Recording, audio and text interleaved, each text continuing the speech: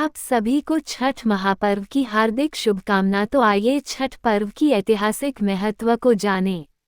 छठ का विशेष महत्व है।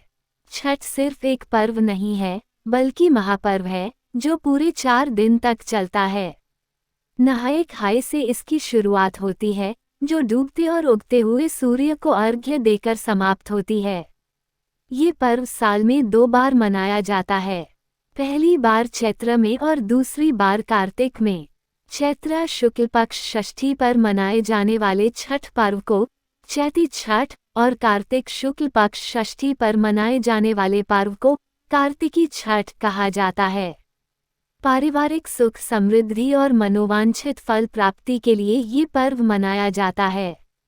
विशेषकर यह पर्व उत्तर प्रदेश और बिहार में मनाया जाता है।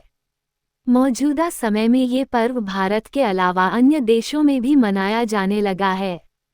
इसका एक अलग ऐतिहासिक महत्व भी है। माता सीता ने भी की थी सूर्यदेव की पूजा। छठ पूजा की परंपरा कैसे शुरू हुई, इस संदर्भ में कई कथाएं प्रचलित हैं।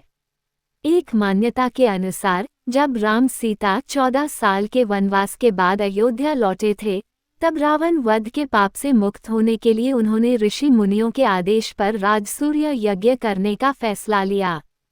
पूजा के लिए उन्होंने मुग्दल ऋषि को आमंत्रित किया। मुग्दल ऋषि ने मां सीता पर गंगाजल छिड़ककर पवित्र किया और कार्तिक मास के शुक्ल पक्ष की षष्ठी तिथि को सूर्यदेव की उपासना करने का आदेश दिया। इससे सीता ने मुग्दल ऋषि के आश्रम में रहकर 6 दिनों तक सूर्यदेव भगवान की पूजा की थी। सप्तमी को सूर्योदय के समय फिर से अनुष्ठान कर सूर्यदेव से आशीर्वाद प्राप्त किया था। आपको बता दें कि महाभारत काल से हुई थी छठ पर्व की शुरुआत। हिंदू मान्यता के मुताबिक कथा प्रचलित है कि छठ पर्व की शुरुआत महाभारत काल से हुई थी। इस पर्व को सबसे पहले सूर्यपुत्र कर्ण ने सूर्य की पूजा करके शुरू किया था। कहा जाता है कि कर्ण भगवान सूर्य के परम भक्त थे और वो रोज घंटों तक पानी में खड़े होकर उन्हें अर्घ्य देते थे। सूर्य की कृपा से ही वह महान योद्धा बने। आज भी छठ में अर्घ्य दान की यही परंपरा प्रचलित है। द्रौपदी ने भी रखा था छठ व्रत। छठ पर्व के बारे में एक कथा और भी है। इस किंवदंती के मुताबिक जब पांडव सारा राजपाट जुए में हार गए, तब द्रौपदी ने छठ व्रत रखा था। इस व्रत से उनकी मनोकामना पूरी हुई थी और पांडवों को सब कुछ वापस मिल गया।